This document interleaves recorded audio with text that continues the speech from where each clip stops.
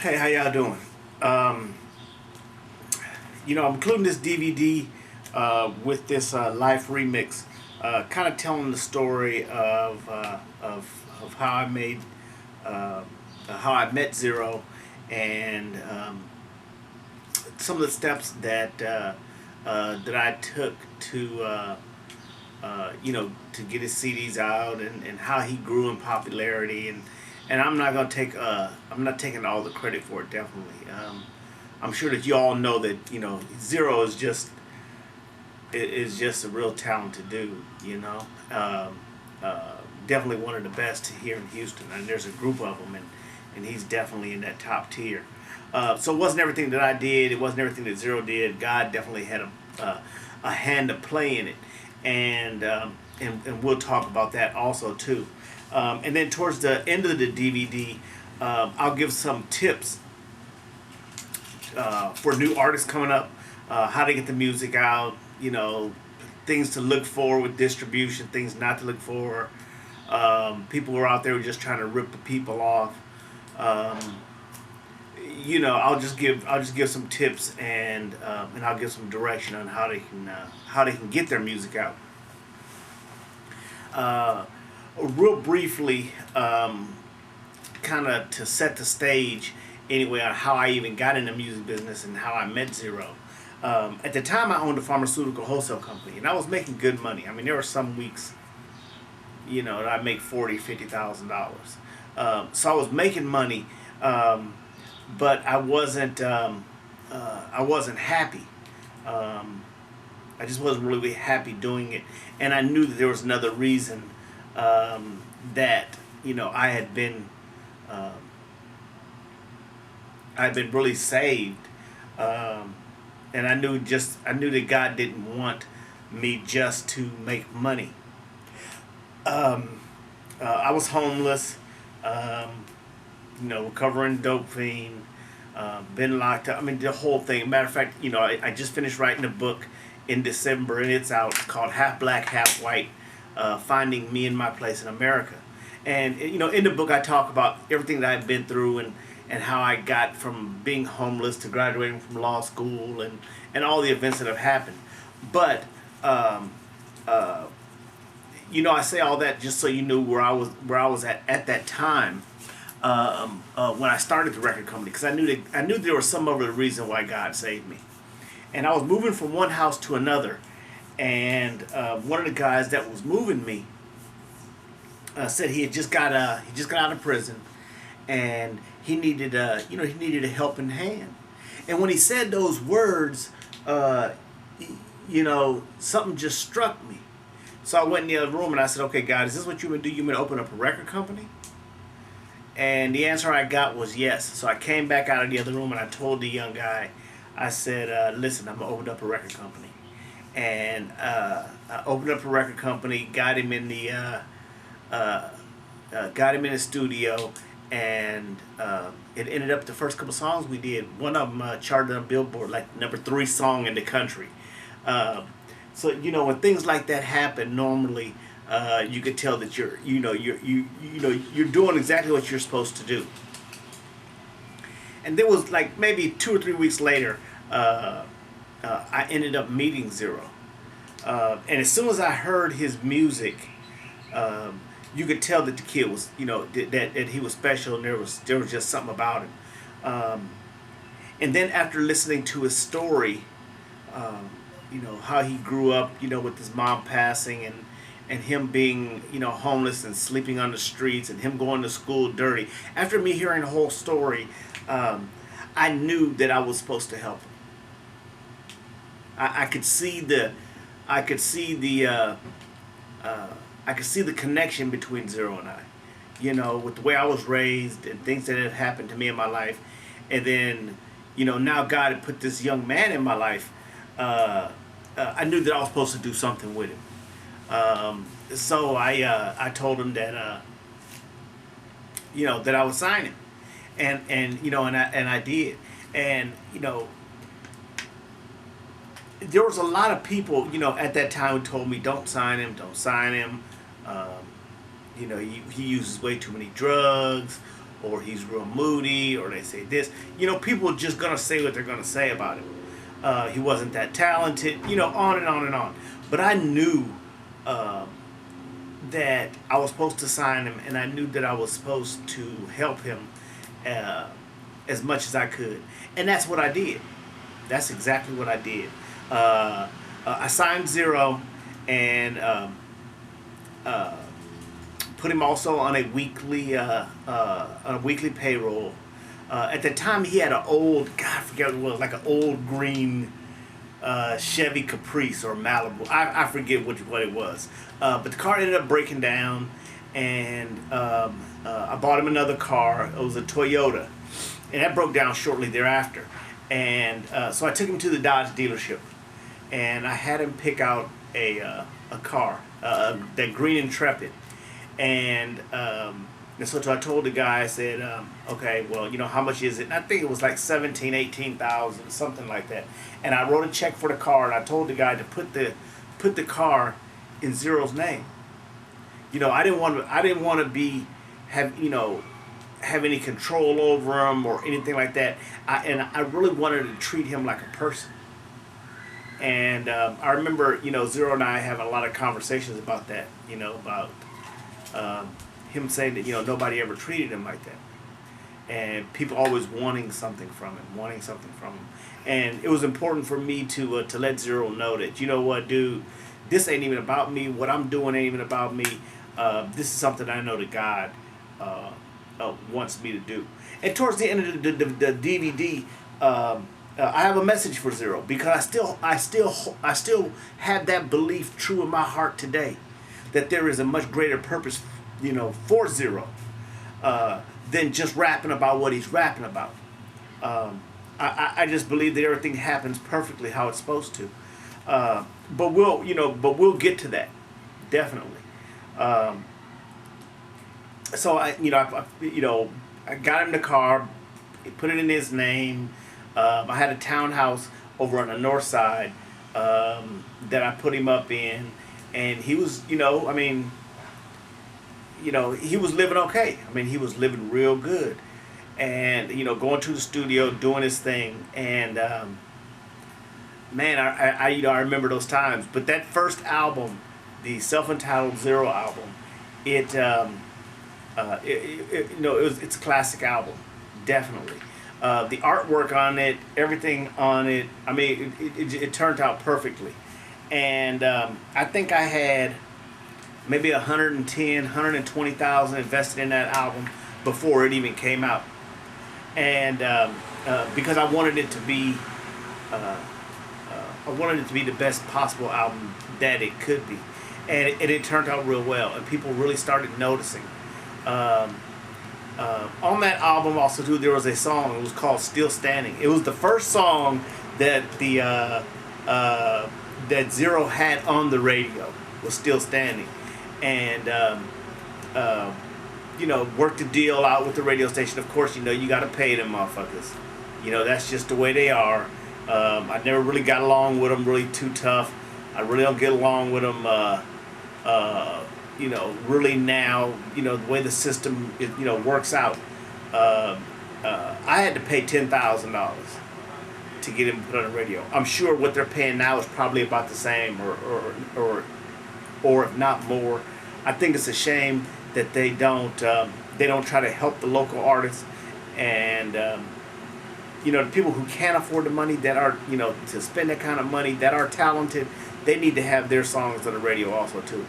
I do know that it's a corporation that owns these radio stations, but the program director still has some pull, and there's just nothing wrong with supporting local artists. But yeah, so we got him on the radio. It was playing. The album sold, and everything was good. Everything was real good.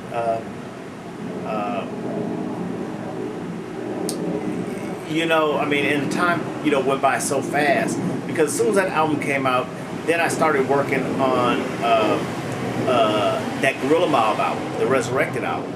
Now the only album they did before that was Rise, And at the time, when I had the idea about doing another Gorilla Mob album, uh, uh, Zero and Trey and all the rest of them, I mean, they weren't speaking.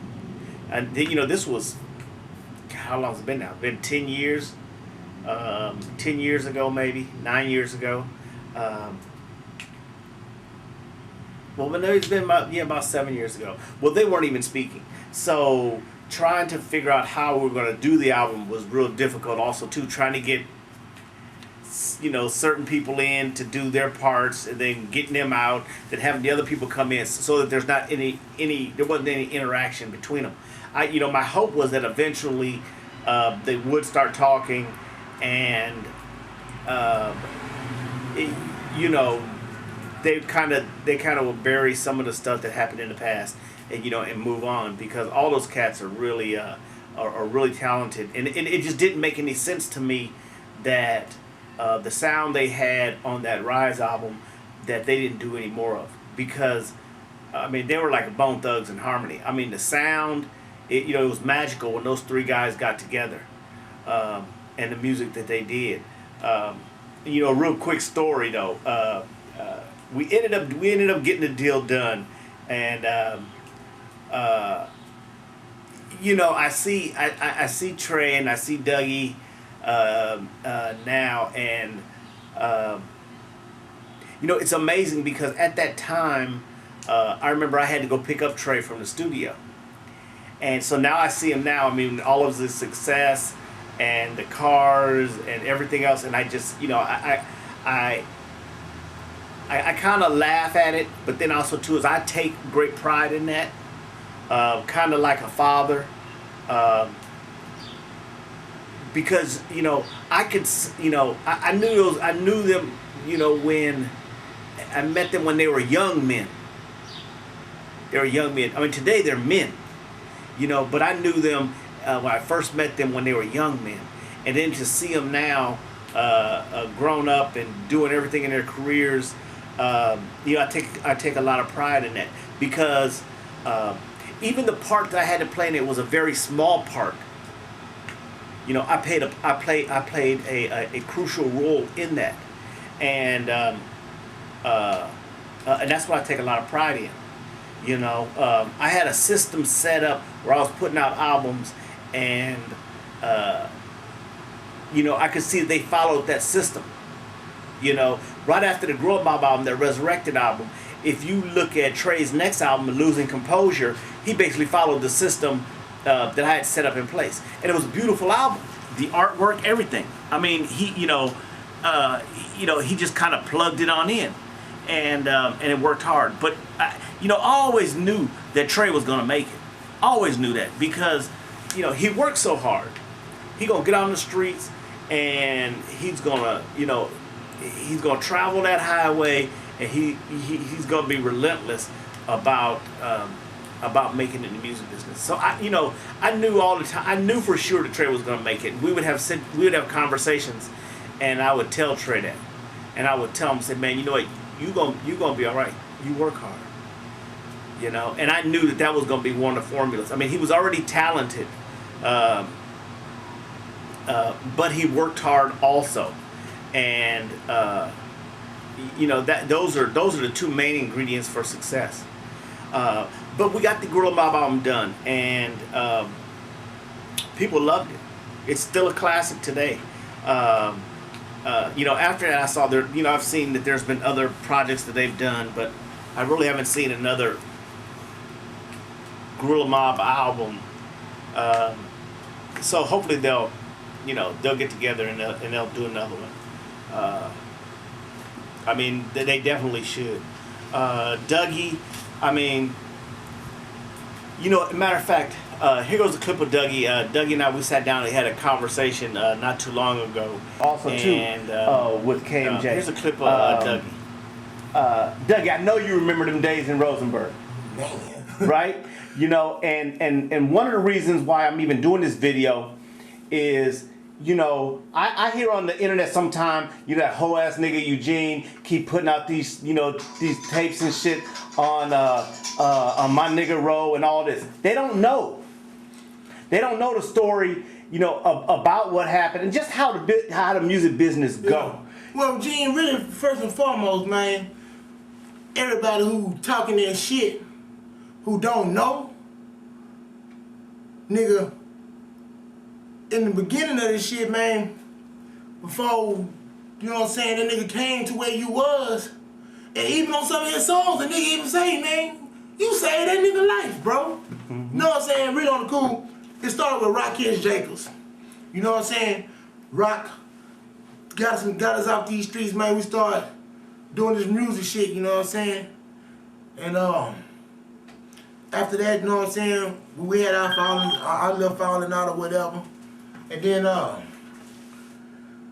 you came to us, you know what I'm saying, you was like, man, I want to put this Gorilla Mob album together, you know what I'm saying? And before that had happened, you was already, you know what I'm saying, you had put the nigga in a new car or somewhere to stay. Cause you know what I'm saying, everybody know, listen to my bro music, he always bitching about not no residence. Man, you know what I'm saying, first off, dog, he ain't the only motherfucker with problems, niggas who got hard times. Nigga, I got a wife, 3 kids, a dog, 2 fish, 2 baby mamas, my nigga. So I know goddamn well, his problems ain't no more harder than mine.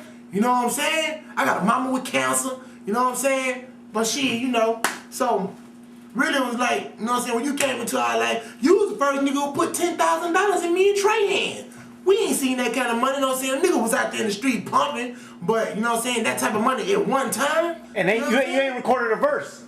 No, that was, you had shot us that money, shot us half up front and was like, nigga, you know what I'm saying, I'm gonna do that half now, half when the album finished. And you gave us that money before we recorded anything. That was like, as soon as we got the money, niggas who ain't never had that type of money, some of my shit, me and Trey was having fun like a motherfucker. Me and Trey was having fun like a motherfucker. I'm talking about, nigga say, man, wait, yeah, I'm up here at the motherfucking music store. Bring me a stack or two or something, you know what I'm saying? Shit, that's how, nigga, I'm on my way. We putting music in the cars, TVs and shit, nigga beating up and down the street. Got a little J-Ton in them, when J-Ton in was some little shit. Him and his little homeboy. I got that nigga going to pick my car up from the motherfucking music place. He calling me, Dougie, your shit beating. You know what I'm saying? Say, man, but you know, really though, you know what I'm saying? Like I say, Gene, man, you help some niggas situations out, bro, you know what I'm saying? Cause we was some young niggas who was out here scratching in these streets trying to maintain and make it. And you know what I'm saying? For the nigga to even shit on your name like that, that let me know some unloyal shit right there. How you gonna shit on a nigga who come rescue you from your hellhole pit, my nigga? You ain't had shit at first. But see, what I'm saying is, it's not so much, it's not zero, it's all these other people, it's these people listening to that music. Yeah, man. And they don't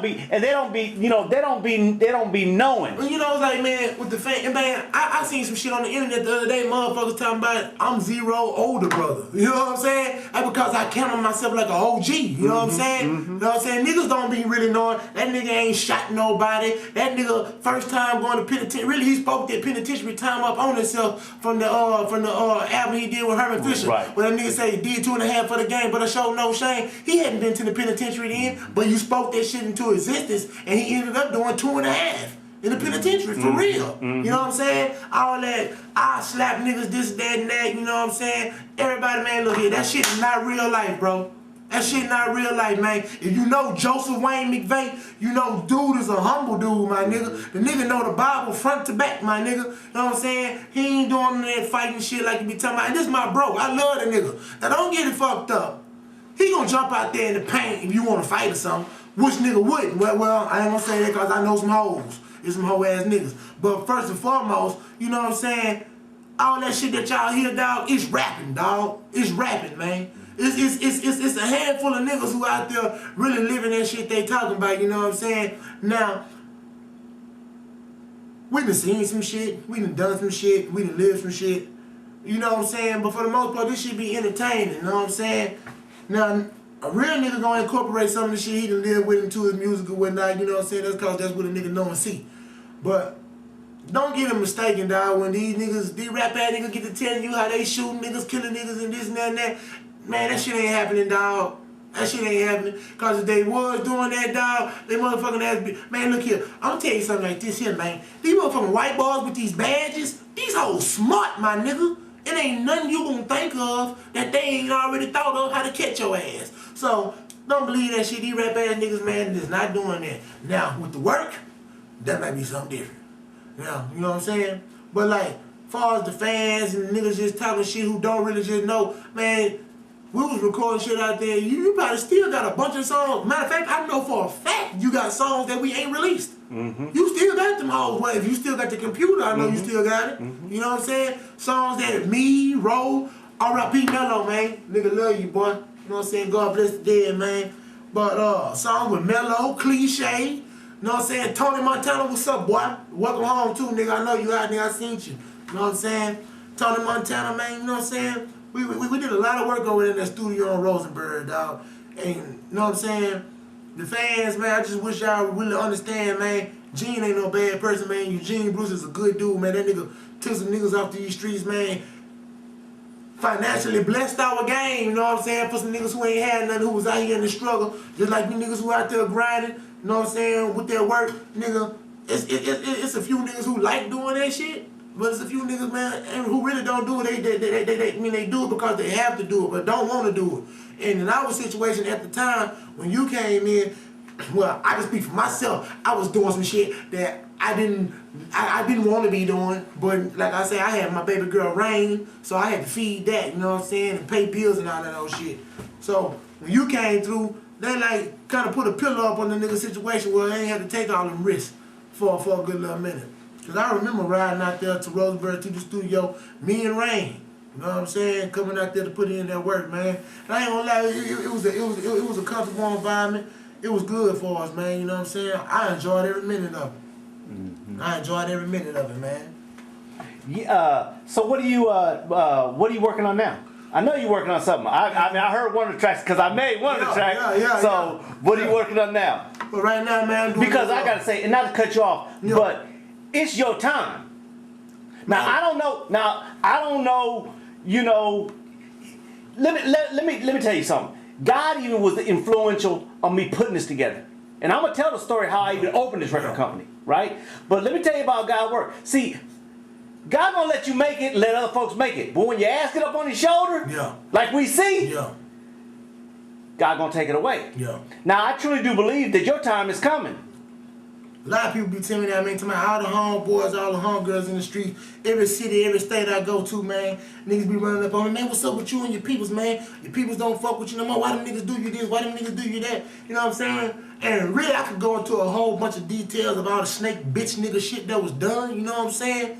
And I really don't got to, you know what I'm saying? Because, shit, the concrete told on these niggas, man. I'm out here in these streets. The concrete will tell you niggas, I ain't got to say nothing. You know what I'm saying? Everybody on the West, Mo City, somebody, everywhere I be at, my nigga, man, they know me and these niggas see me, man. Niggas know what's up. I be seeing on the internet sometime, man, motherfuckers be talking about, oh, yeah, man, the mob, you know what I'm saying? Yeah, man, Dougie, he the realest one out the mob. Trey the breadwinner, and Zero the best rapper.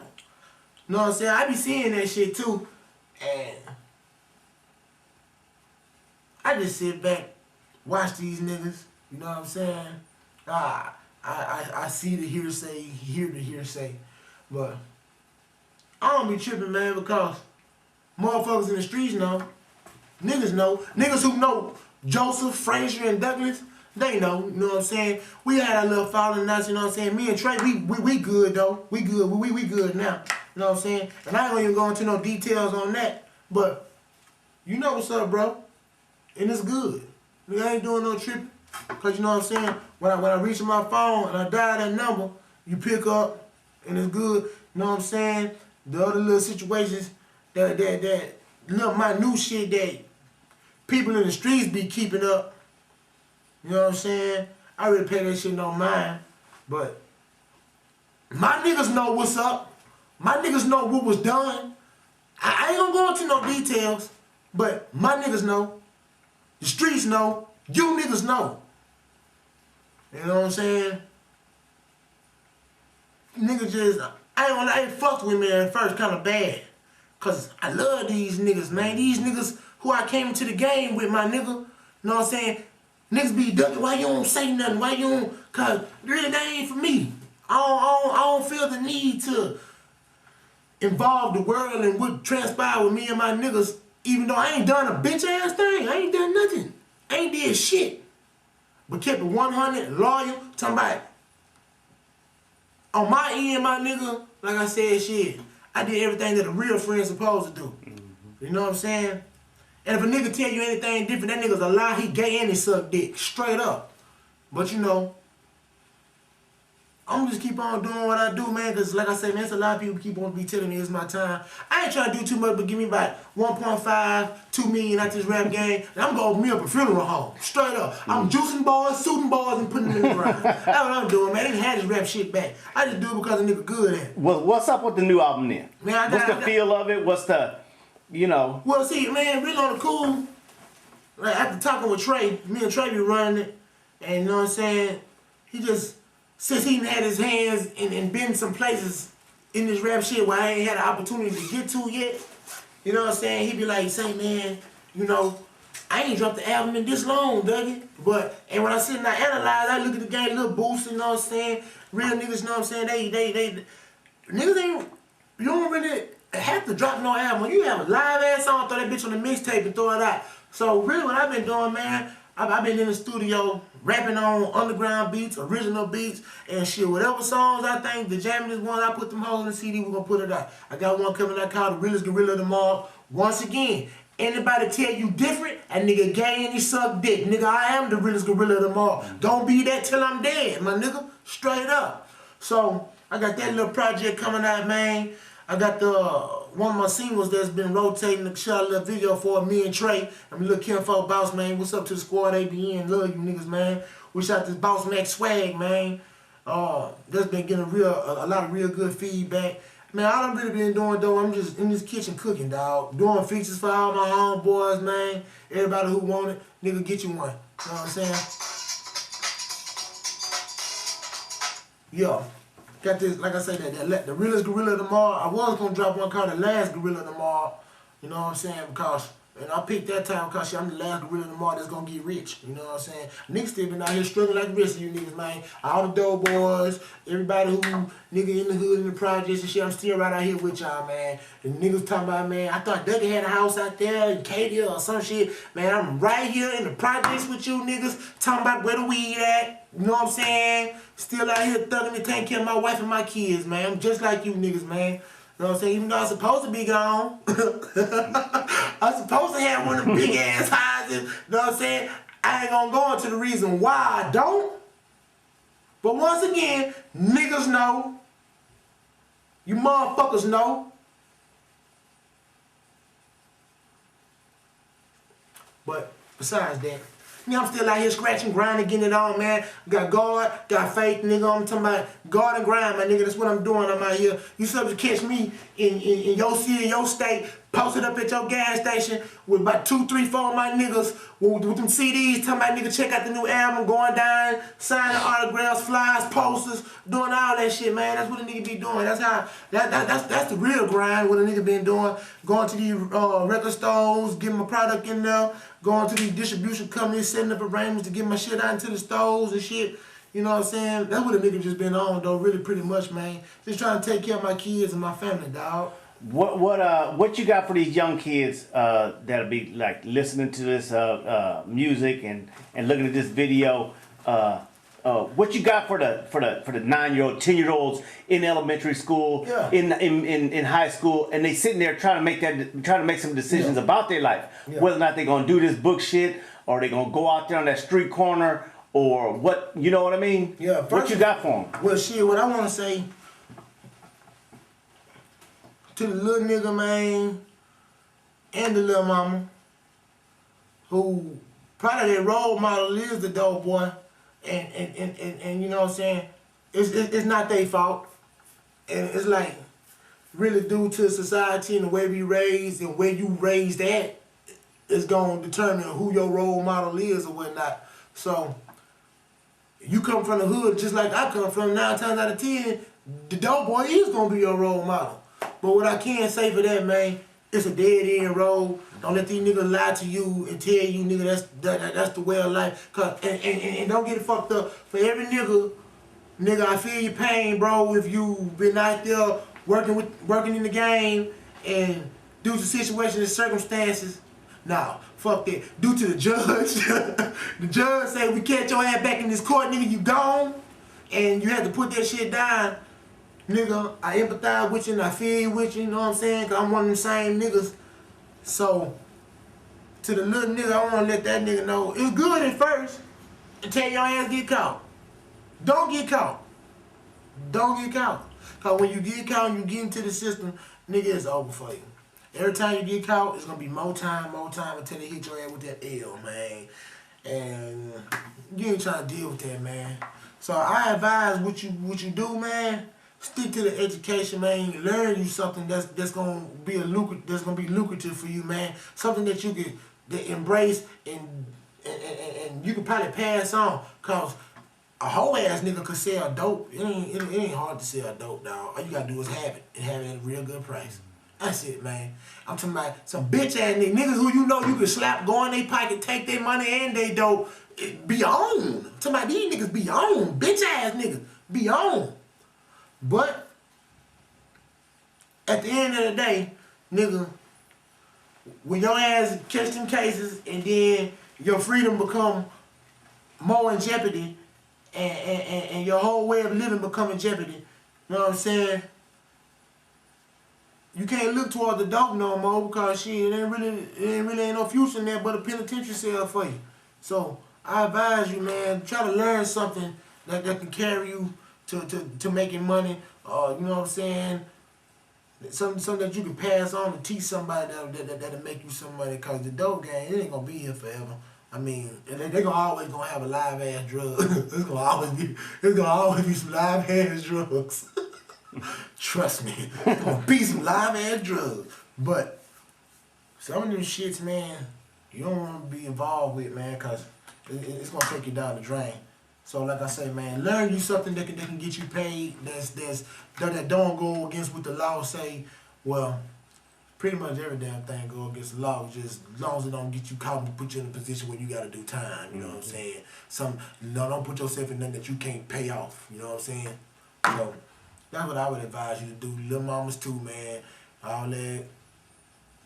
Mostly y'all too, man, cause shit, a nigga need y'all. You know what I'm saying? We need our women's, young ladies to grow up to be productive women. Cause shit, the law's making it hard for the niggas. They figure shit. That's the best way you knock a nigga down. You get his gal. You know what I'm saying? You kill two birds with one stone that way. Cause we already fucked up. So I advise the little mamas, y'all stay on your education. That's the primary thing. Get that education, man. Cause education will take you places where your pussy can't. Education will take you where your hustle can't. So learn something, man.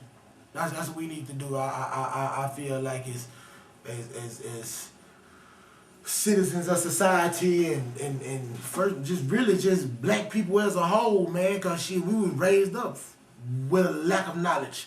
So when we do get this information and embrace it, man, pass it on. Pass it on.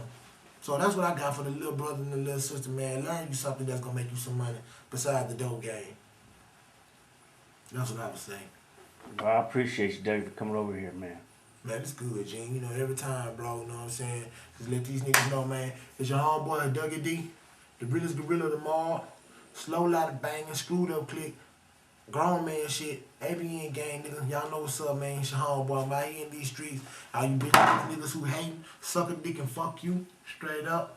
And like I say, man, 2010, man, I'm all in to win, man. I want this motherfucking money. And nigga, if you owe me, I want that. Straight up.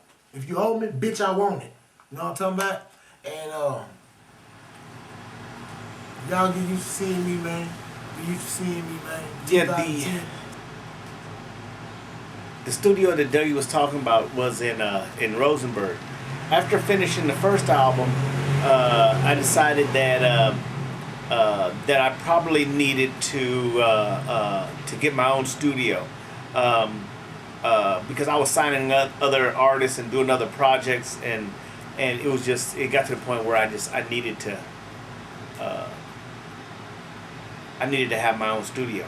So I went out to Rosenberg and got this big building. It was upstairs, downstairs. I mean, it had pool tables in. I mean, shit was just laid out, and we were working, and it was all good. And about that time is when I signed Big Mello. And I don't know if some of you remember him or not. I know some of the older people. I shouldn't say older really, but you know, 30 and older anyway. At least 27, 28 and older. they remember Mello. So ended up signing Mello. So we were working on a bunch of different projects. We were, the Life album, the Gorilla Mob album. Mello was working on his album. Cliche, she was there. I mean, most of the albums I've done, Cliche was on it. Which I think is a shame also too that female artists aren't getting the recognition that they deserve, especially out of Houston, and in particular Cliche, because I think that she is one of the more talented female, and I hate to even put her in a box and just say rapper, but rapper slash vocalist. And it's just a shame. But so all that was going on, and I also remember is during that time, Zero and I would have conversations, and I remember this one night. That Zero was he came by the house. I think it was on a Friday night. Usually I paid him on a Friday.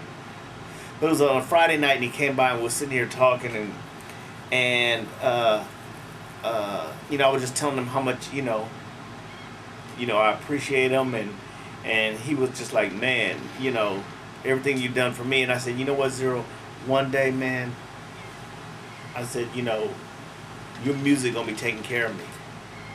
And he was like, nah, he said, I don't see that. He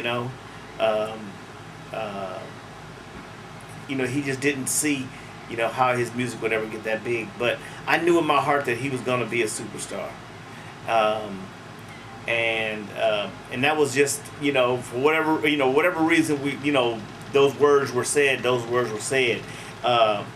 I just always believed that, this is what I was supposed to be doing. And that's basically, I mean, how everything worked out, because a lot of what I do now is based upon the the money that I'm getting back from the money that I invested in the music business, but it also helps me do the things that I want to do.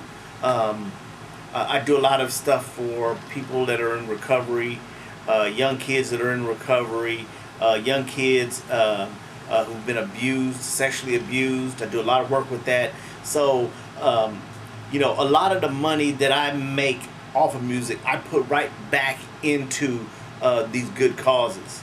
So if any of you ever felt like you've been cheated or you've been beat in some of these remixes or something like that, it's all going for a good cause, because this allows me to do the work that I believe that God wants me to do.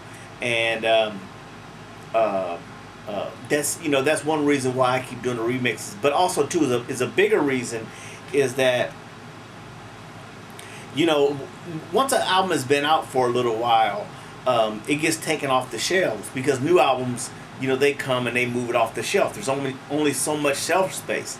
So you really kind of got to keep doing remixes or new new artwork if you want to keep it on the shelf. That's just the way the industry is nowadays. And so that's another reason why I'll do a remix for an album or put new artwork on it so that it remains up on the shelves, because there's a lot of people that haven't listened to those old Zeros, those classics, like the Life album and the Zero Tolerance album and the Self-Entitled album and that Gorilla Mob album, the Resurrected. And if I didn't put new artwork on them, then they would be gone forever.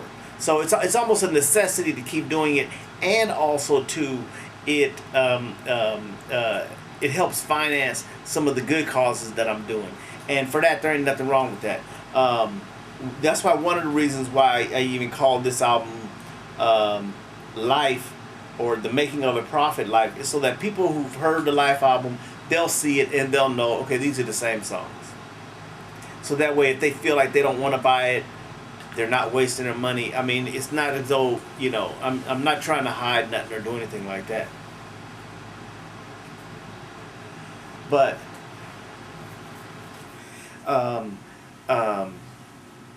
those, like I said, those were some of the best times ever when we was out in Rosenberg. here goes a short clip of Cliche. She was out there all the time, doing music with us also, and I'm sure Cliche remembers these times, and she talks about them. So here's Cliche.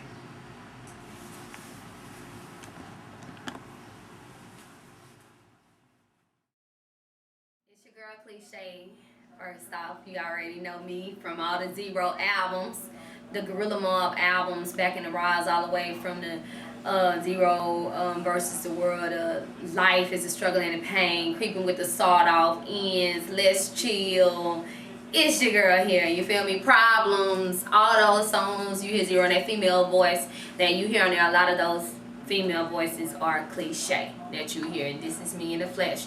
Actually, I'm here to talk about back in those KMJ days. To say back in the KMJ days with Zero and the whole Gorilla Mob experience and the Cliche experience and Big Mellow experiences back in KMJ was totally different than today in music. I remember, from my standpoint, I remember going out to Rosenberg in the studios, me and Zero, back in the Green Intrepid that he talked about in his rhymes, you know, the first car that he basically really got from a record company, KMJ distributed to him. We'll ride out to Rosenberg. If I'm not mistaken, it probably was back in 2001. 2001 back then, and we were recording for the self-titled. No, it wasn't the self-titled Zero album. What album was that? It was Life. Resurrected in Life. Right. It was the Life, the Zero album Life, and the Resurrection for the Gorilla Mob project. When I started being around KMJ Records with Zero. Also, back in those days, I remember those experiences because at that time, KMJ Records had myself, Zero, he was working with Gorilla Mob, and Big Mellow, and Tony Montana at that time. And I remember being in the studios, and off the top of my head, to be honest, when I remember this, Big Mellow is standing right in my face right now because of the energy that this Negro brought to the table. For real, y'all just don't understand. I wish y'all was there. I wish we filmed that so you can see those moments in the studio. Was so dynamic, for real. Big Mellow in the studio rhyming, it's going down and hold up. I'm serious, y'all. This is that real charisma of music, and the love for it was in there in that moment. Everybody section off while the beat is going, and one person sitting on a pool table, one person sitting at the desk, one person in the studio with the producer that made the beat, and we in there and we creating these songs. I mean, literally the atmosphere was there, and then when everybody leaves the places they were at creating that hit, and we come together and merge those sound bites. I'm talking about, you get those type of hits like What It Do with Big Mellow. You got those hits like Life is a Struggle and Pain with me and Zero. You got those hits from the Gorilla Mob album like Who Could It Be? Dougie D. Oh my God, yeah. One of the most talented Gorilla Mob members as well. You know what I'm saying? And remembering back in those days, we all were working together. Everybody was working together and we was a team. Because if you listen to a lot of the songs, you hear us talking about a lot of that team stuff. And seriously, I was recently listening to the Ecstasy mixtape from KMJ Records, and I was listening to all these songs and remembering every song takes me back to when I recorded it. And I remember those times in the studio, the energy was when we were recording the songs with all of us on there. I can't think of this one song. I did so many songs, y'all please excuse me. And I still got a problem with that because I got a billion songs. Y'all know, y'all just hit me up on MySpace and tell me what's the name of the songs. But it had everybody featured on this particular song. It's on the Ecstasy mixtape. You ain't gonna miss it because it's about 20 of us on this particular song. And everybody was on it and brought that energy to the table, full of fun, love, and understood that teamwork. Big Mellow, JJ, Gene, everybody that was affiliated with it, from Dougie D to Ghetto, Tony Montana, we was in there. Everybody put in our work, and them were some late night sessions, y'all. I tell you, they were late night sessions. Lord Jesus, it'd be the next day by the time me and Zero left the studio. And But we put in a lot of work, and that's why you have been receiving the music that you have been receiving through KMJ Records with Zero. As you can tell, one of the main artists was Zero on KMJ Records at the time. He was putting in a lot of work. He was putting in the work, and KMJ Records was working as a company to put him out. KMJ Records also actually was the first record company that put Zero on the radio. The Southside song, I know y'all remember it. And y'all gotta excuse me once again, rest in peace to my nigga Big Mello, for real, because that's what I remember. I remembered it. I represent the S-O-U-T-H to the S-I-D-E, just like the, I done went to I kind of took that and interpreted it into one of my songs, for real, because I love Big Mello energy, y'all. And what, the single that he did with Zero, what was the name of that song? Still Standing.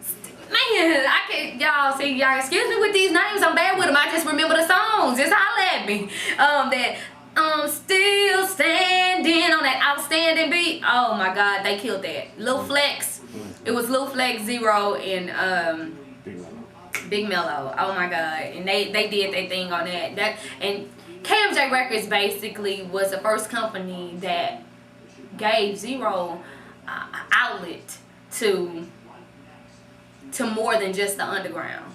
Let me say that, because in actuality, Zero is a very talented artist. He is very talented, but dealing with the struggle of this wanting to do right and living this life, it's all in his songs. You probably can tell me more about him. You know what I'm saying? Because you probably a listener that listened to his music and probably could tell me more about him. But what I know is you can hear that balance in there. And where KMJ Records is right now with music needing to be at a standpoint where it needs to be more positive, Zero has a lot of songs that are positive. If you listen to those songs, we're really telling you something in those songs, and it's a message in them. But at the same time, you can hear that battle in between him fighting of, I know what God told me I need to do, but at the same time, I am doing this too. You can hear that in those songs, so you can't knock his talent. That's one thing for sure. I don't care how many fights and squabbles we all have amongst each other. You know, he is most definitely a talented artist, and you can't take that away from him. But the way we live our life have a lot to do with God would take us in life, the way we live it. So, I remember back in the KMJ days when I was working with them, because I remember when Eugene came to me and he was like, man, Cliche, I want to put an album out on you, because I'm a girl that's always around Zero as well. And he heard me on some prior stuff that Zero had when he had signed Zero, and he was like, I gotta put an album on you, man. People need to hear you the same way, you know, like, I gotta do this, you know. But in this process, we are still working together, thank God for that, you know. But in the position of when KMJ was releasing those albums, it went through difficult times as a company, and difficult times is dealing with losing a lot of the artists and saying, like, we lost Big Mello to the car accident, you know. So it kind of changed up a lot of different plans with the company, with a lot of different things. So that's why we're resurrected today. For real. So KMJ for real, for life, baby. You know what I'm saying? Straight up. But like, one thing I do respect about the CEO of KMJ Records, Eugene, is that Eugene he has the vision. He has the business mind, and he has the vision to take an artist where they don't even visualize themselves. And that's real, and it's for a positive meaning at that.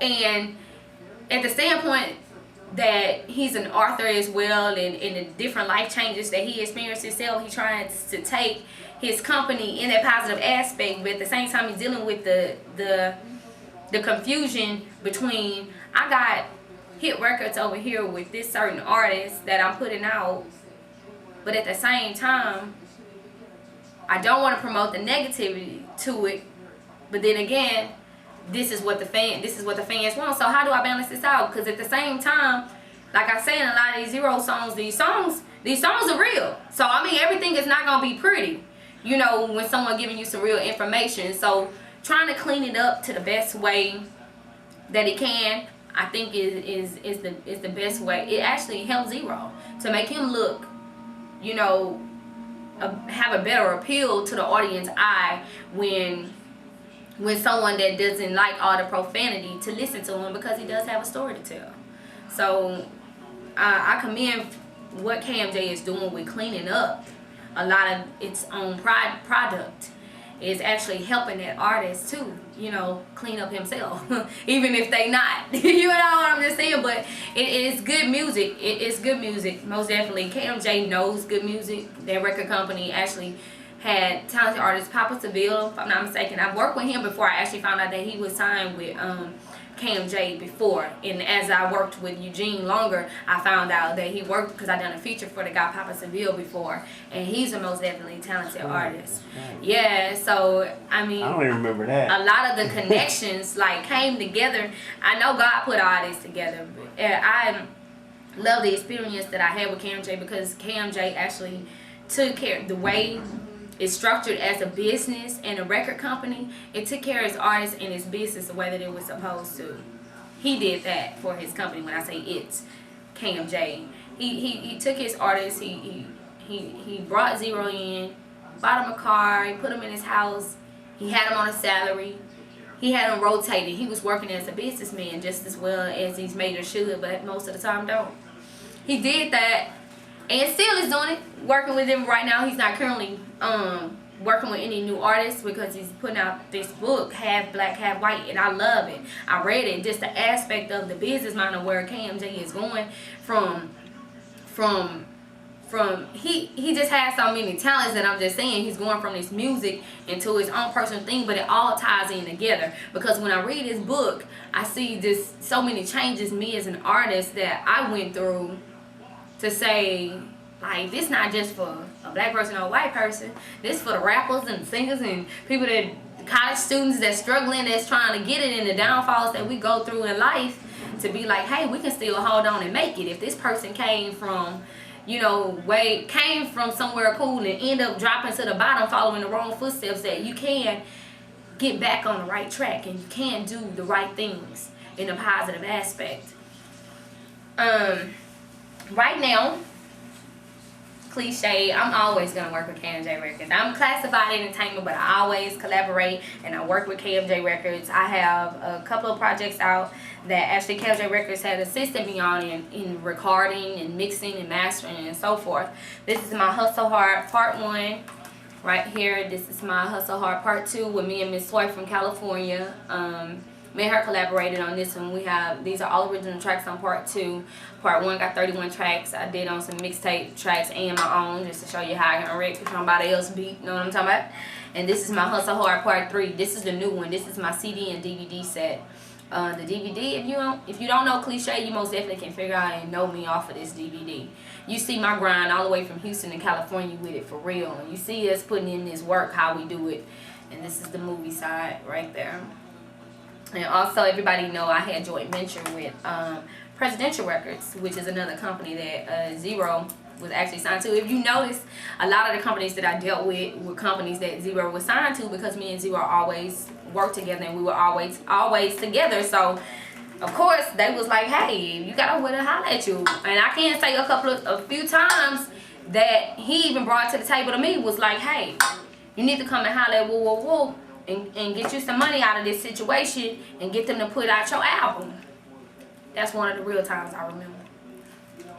This is the Off the Chain album that I did with Presidential. I joint ventured with them on here. We 50-50 on this album. I had a lot of hot features on here like Big Pokey and 3-2 and so forth. The whole little Presidential feature. Miss Mussolini Anjali from the Screwed Up Click also featured on that one as well. H-Town, Shazam is featured on there from the group H-Town. And Miss Soy also featured on this one.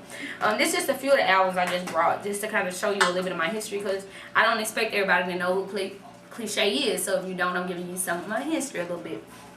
At the same time, working with all these companies that collectively brought all of us together as a team, such as the Gorilla Mob, Zero, Big Mello, and all of us.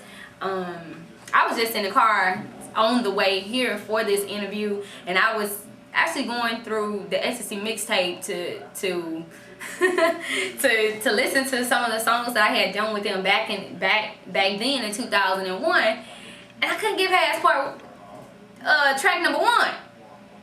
Man, Man, that boy say, I got it bad like a shug. I say, hold up, Mello, I was stuck. So when I got here, my mission was still incomplete on listening to the other songs that I was on.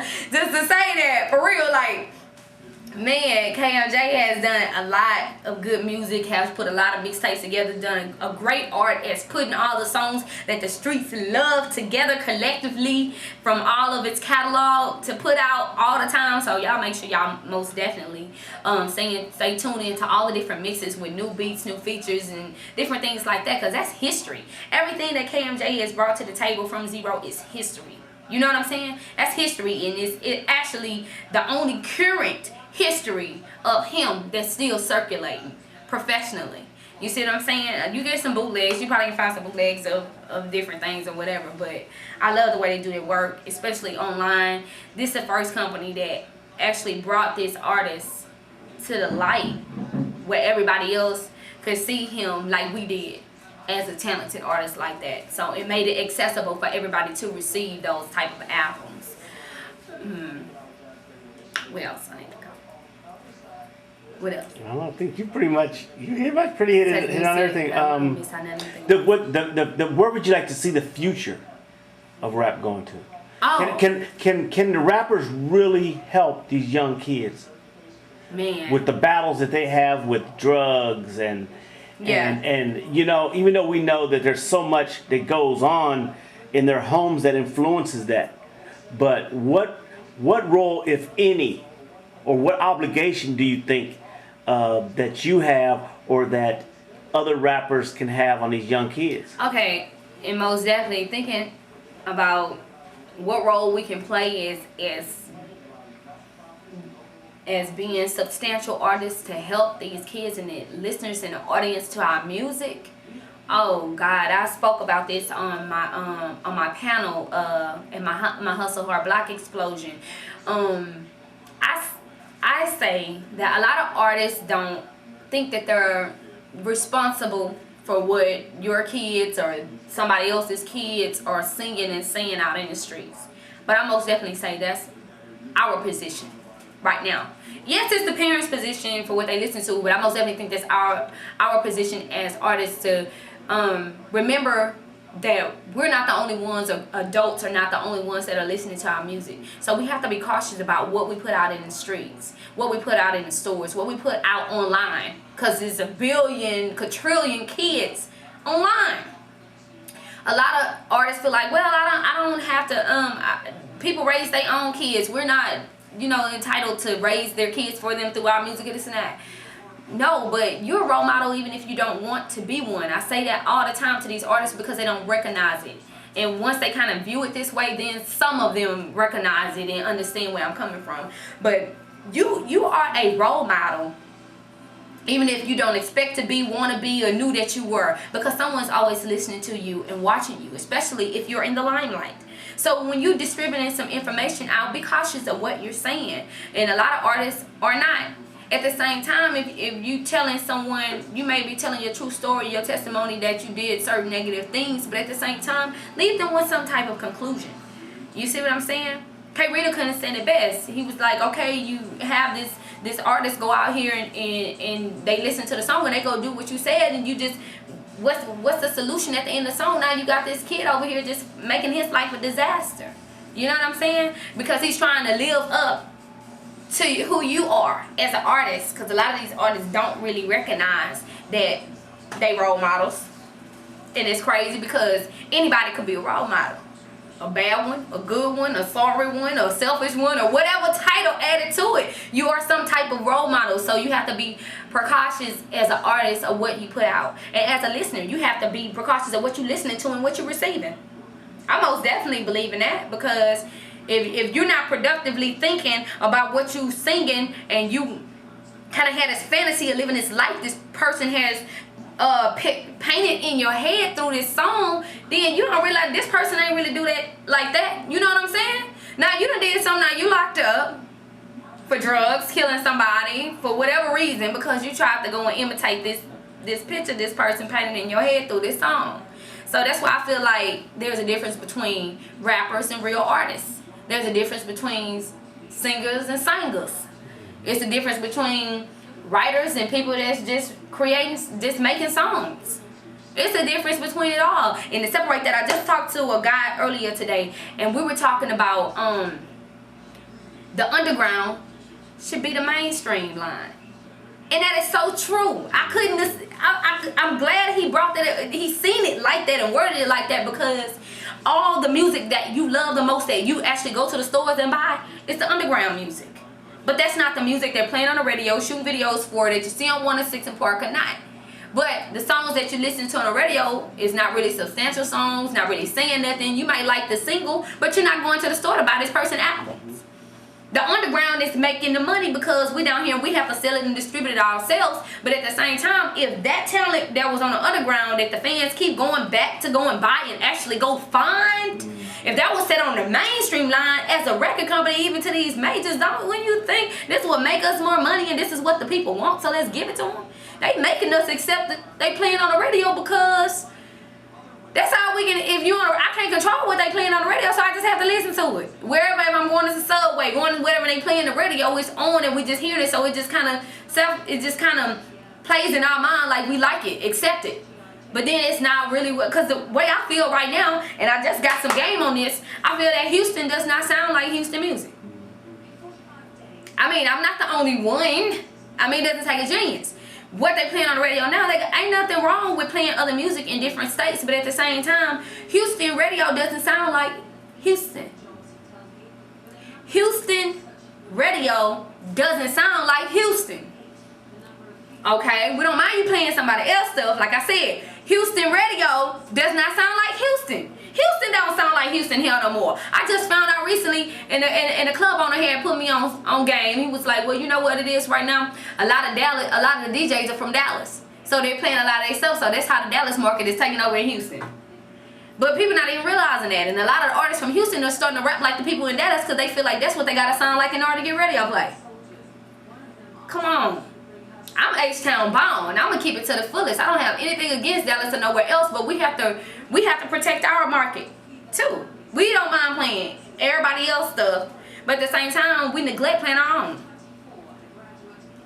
So that's where a lot of the underground artists are not getting their exposure at. Like myself, the K-Renos, the Street Militaries, like Rapper K's, and the people that really got substantial music that's out and circulating the street and actually have more fans than the people that they playing on radio. They self. So I most definitely think if they make the underground the mainstream line, the industry would make the turn in hip hop that we really need too. You find a lot of underground music that has a lot of substantial points to it too. I'm not saying all. Nah, you got some crazy numbers all the way around. But the real artists, they got more things in tune and in line with how they structure their songs. It's real music. Nowadays, half the songs you hear on the radio are just chants. It's the same shit stuff that repeats itself over and over again, like every 8 bars. Pay attention. That's creative to you? Okay, fine. I'm not knocking nobody. I'm just saying the difference between your rappers and singers and your real artists and writers. You know what I'm saying? Once again, most definitely you guys can hit me up on my myspace.com/CLCHE. I do have a YouTube where you can check out a lot of footage on, I ain't gonna say a lot because I still gotta upgrade y'all. YouTube.com/Miss Hustle, HUSTLE, hard, HARD. And I'm also on Twitter @Cliche, which is CLCHE. I mean, you hit me up on any of those. And also, my boy just launched a new site that I'm on too as well, scratchvision.com. I gotta plug that most definitely. If you haven't made your page, make your page because that's the next MySpace level. And then it's a live radio broadcast of your artist. Go there, submit your music. They play your music live on there. They also have visions of the DJs playing this music that's on there, and it works like MySpace, and the network is humongous. So scratchvision.com. Make sure you add yourself on there. Big shout out to my girl Miss Tony West Coast. I can't close out without saying what's up to the West Coast on that one. Big shout out to my whole She movement. Now that's something that I haven't stepped into. I have a movement that I created called She Movement, which is SHE, spelled the regular way, but it stands for Sisterhood Everlasting. And what I did with this is it's a women empowerment movement. It's where women are coming together for positive causes. At the same time, it's a boomerang effect because it's teaching women how to come together and work together. Because the stereotype, I can't really say it's too much a stereotype because it's half and half. It's partially true. Women don't know how to come together and work together. We don't, as artists or in business, in our work environments or whatever. A lot of women don't know how to really come together and respect each other to work together. And as a whole, as people, it's like that too. But I built this specifically for the women because that's the main target to us. Because men, especially in the rap game, they try and keep us against each other. That we should compete against each other instead of us working together all the time. Why does it always have to be a female rapping with 800 dudes all the time? It should be, you know what I mean? Women should be able to rap with other 800 women if they wanted to. You know what I mean? But they separate us to be like, okay, you the baddest chick that's in the clique. Why we all can't be the baddest chick? That's all I'm saying. Okay? But most definitely, She Movement is not just a movement that's about recruiting artists and being a part of just rap. It's bigger than rap, which is the name of the project that will be released this year, 2010.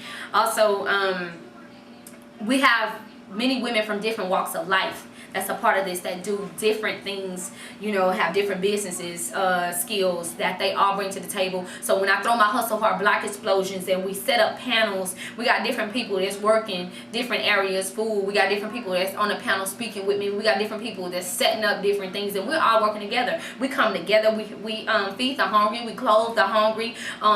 Just like the Haiti incident, that was one incident where like we would come together and do certain things to donate, which at this particular time was in my beginning stages, so we actually donated and did different things separately on this one, but I'm just making an example that we would come together and do things to help someone.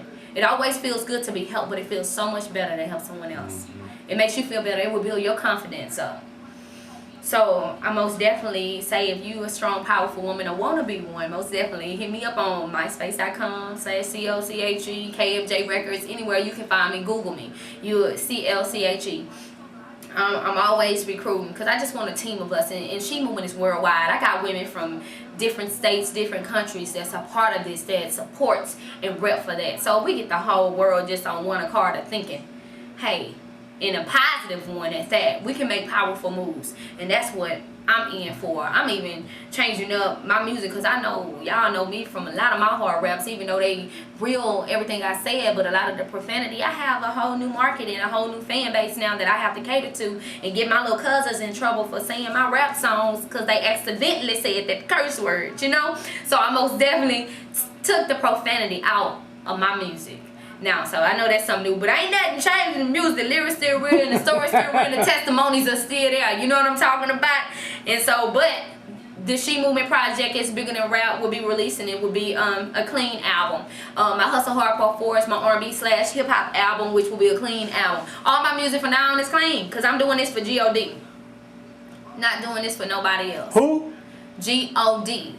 I'm serious. I do what I do for God. So make sure anything that you do it for Him and through Him, because that's the only way anything is gonna happen. Because rap is the biggest market. Hip hop is the biggest marketing tool that's out today. And if all this negative on the radio and in your kid's face or in your face and you always seeing it, we gotta turn this around, and we gotta make things be back like it used to be, when music used to make you feel good. You know what I'm saying? Music used to make you happy. Music used to bring your family together. We want those type of things. We don't want music to create me a gang, or we don't want music to make me go out here and fight or shoot this person. The world doesn't want that anymore. So be precautious of what you're listening to, what you're buying, what you're allowing your kids to listen to as well. And me as an artist, cliche is standing up, and I'm being precautious of what I'm distributing out to the world, period. Throughout my mouth, whether I'm talking, motivational speaking, all the way to my raps, it got to be right. You feel me? For God to make me right. So that's my mission. So hope that's yours too, y'all. KMJ for life.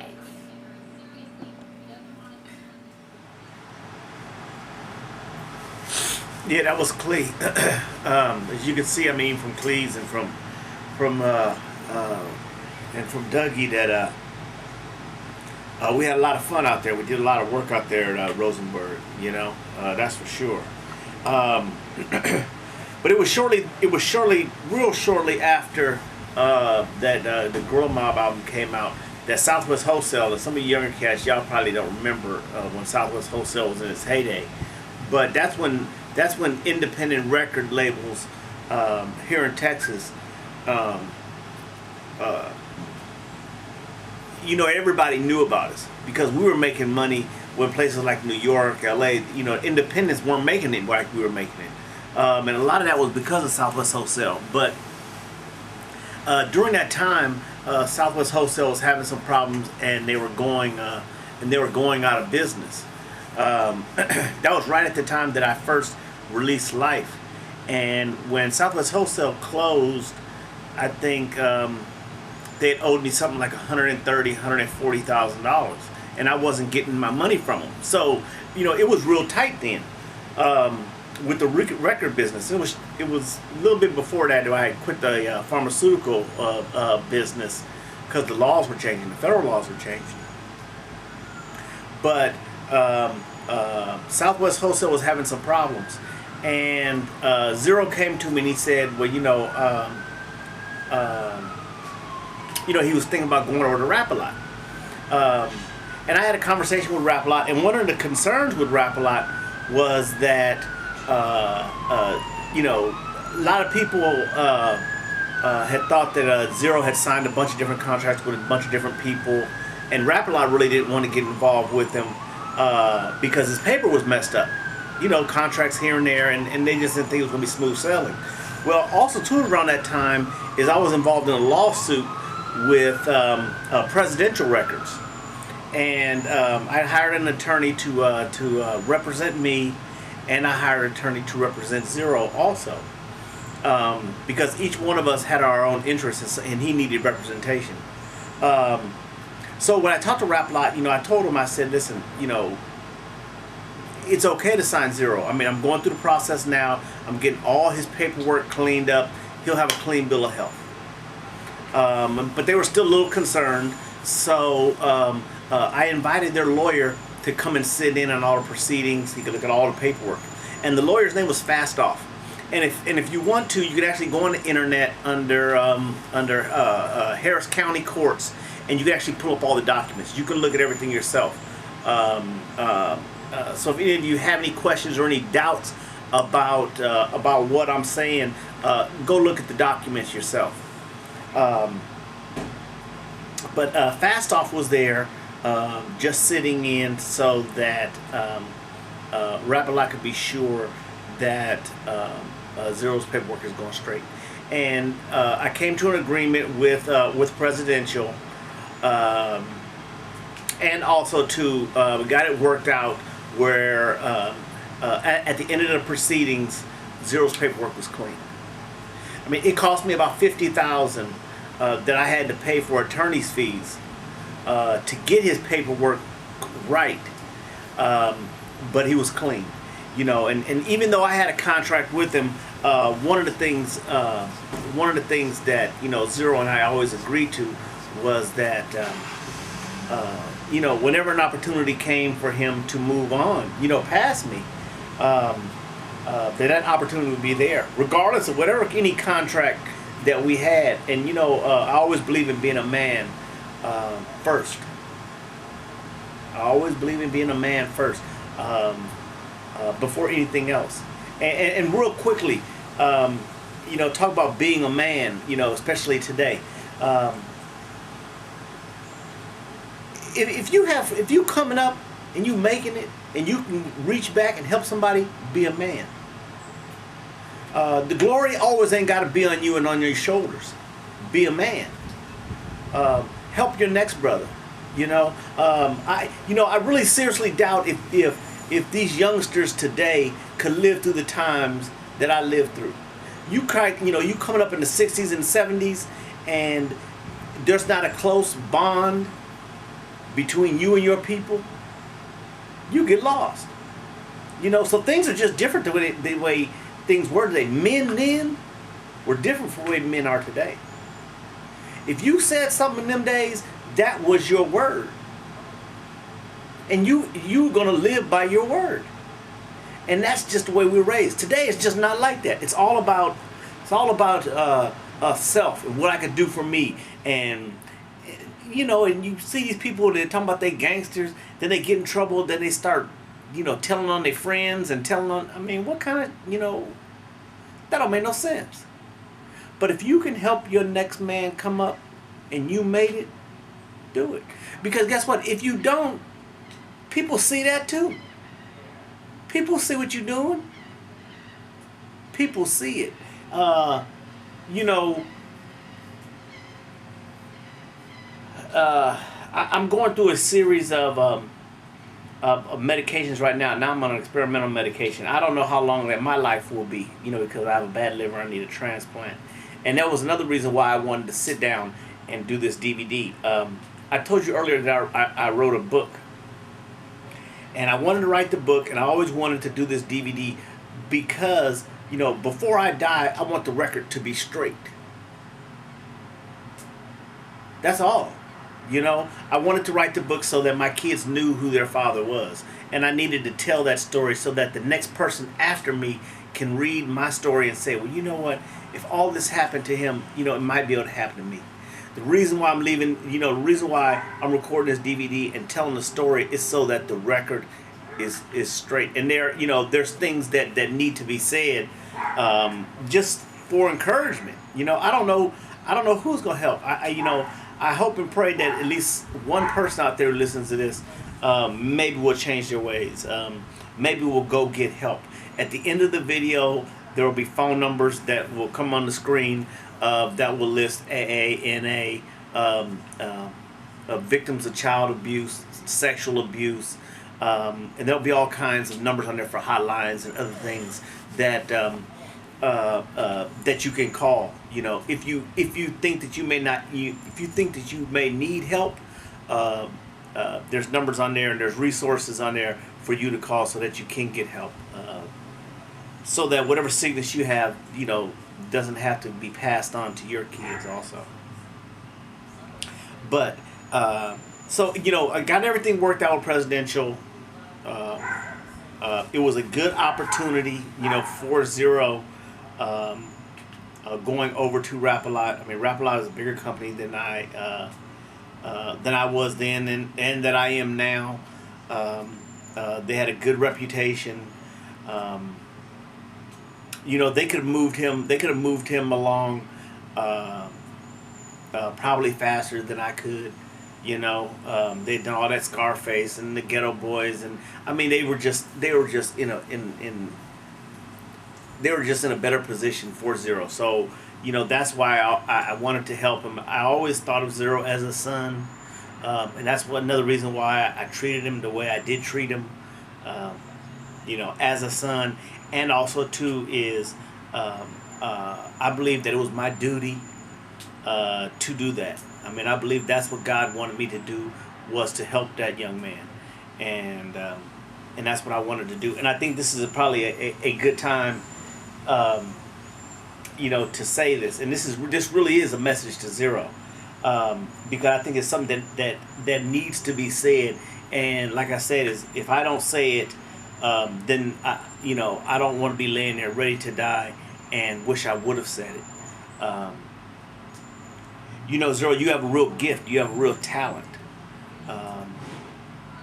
And the talent that was given to you wasn't just for you. And you definitely have helped a lot of kids already who listen to your music and who make it through things on your music. You know, I named the album "The Making of a Prophet" for a reason. I truly believe, Zero, that you are a prophet. You have there's a large number of people that listen to you and listen to your words very carefully. And I know how smart you are. I know how well you know the spiritual writings.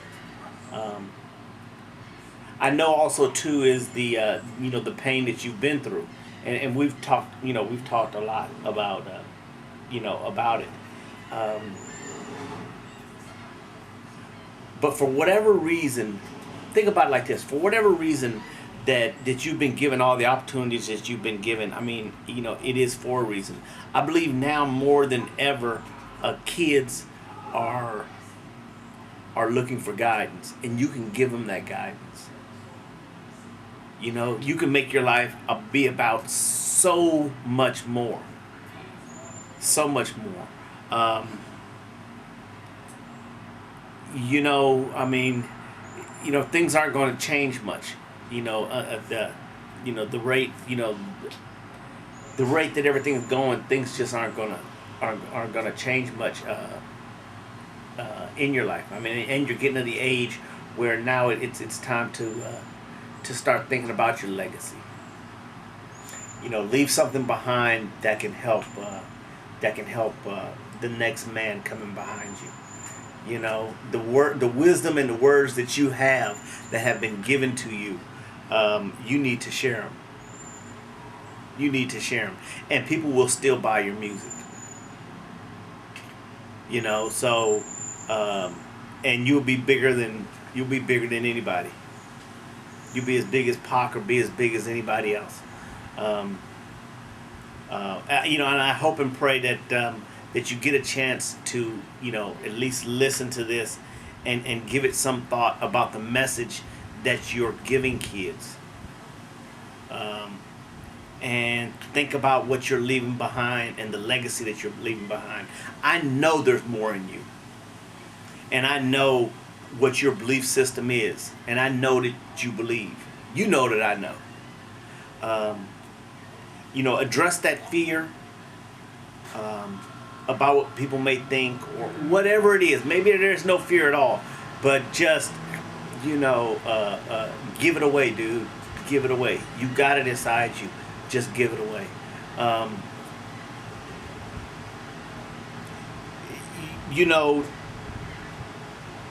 If anything that I can leave behind, I mean, that would be my message, is to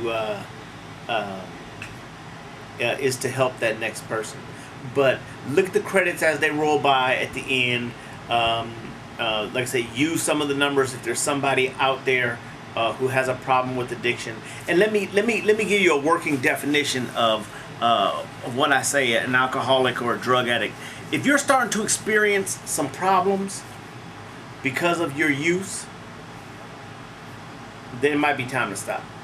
If you go to jail 1-2 times, it might be time to stop. You picking up charges, it might be time to stop. See, once it starts causing you difficulties in your life, then it really is time to really look at it and make some changes in your life. And that was a definition that was given to me, and the definition fit well and it worked well for me. And once I embraced that idea that I might have a problem with alcohol and drugs, then I was able to at least start working on it, and just my life changed after that. But that's how the story went. I can remember bringing Daz down here, Daz Dillinger, to do that album with Zero, which nobody thought that was gonna be able to happen. And it did. I mean, there were just so many, firsts that occurred, working with Zero and just trying to give him the best opportunity to make it. Real briefly, also too, before I end, this is just advice that I would give any young rappers. In order for you to sell anything, you have to have product to sell.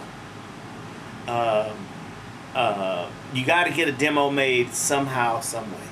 Today, with the way computers are and as cheap as they are, there's no excuse way for you not to have a demo. None at all. If you smoke weed and you ain't got a demo, stop smoking weed.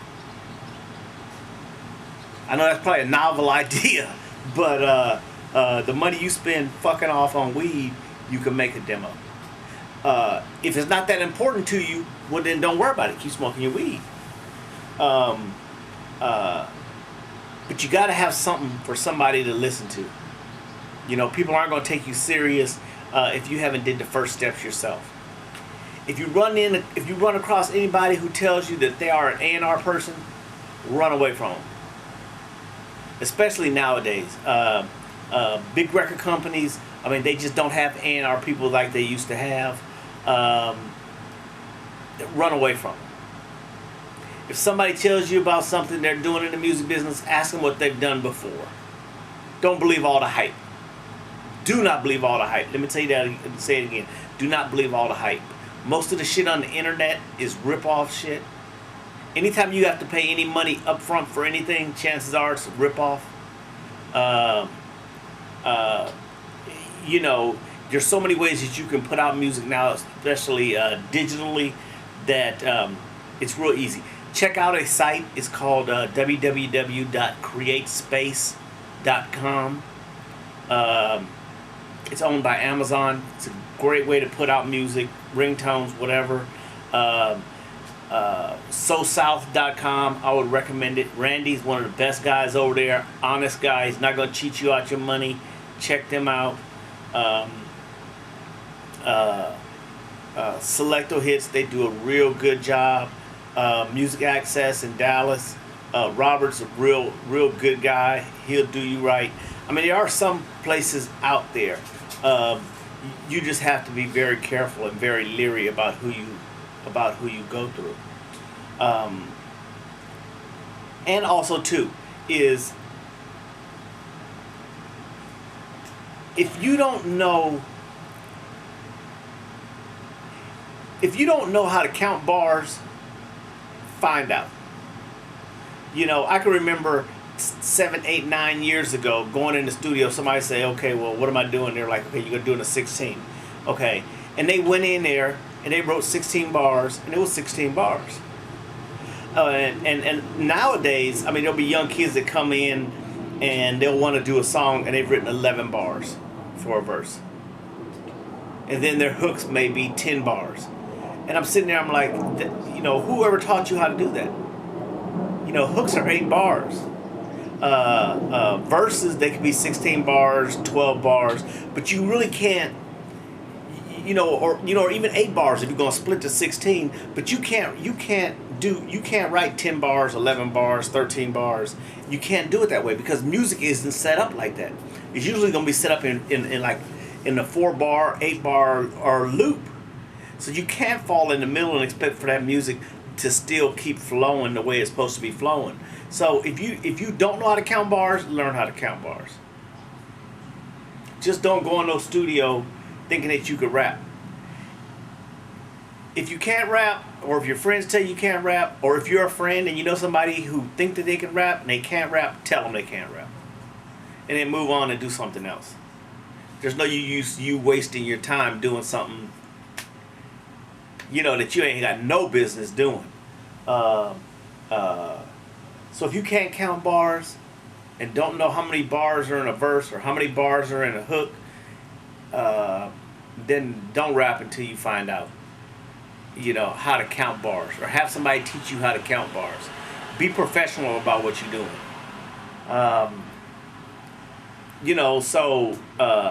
But the biggest thing is, help the next man come up. Whatever your dream is, chase it, go after it. But yeah, if you have a problem with alcohol, drugs, think you might have one, check out the credits at the end.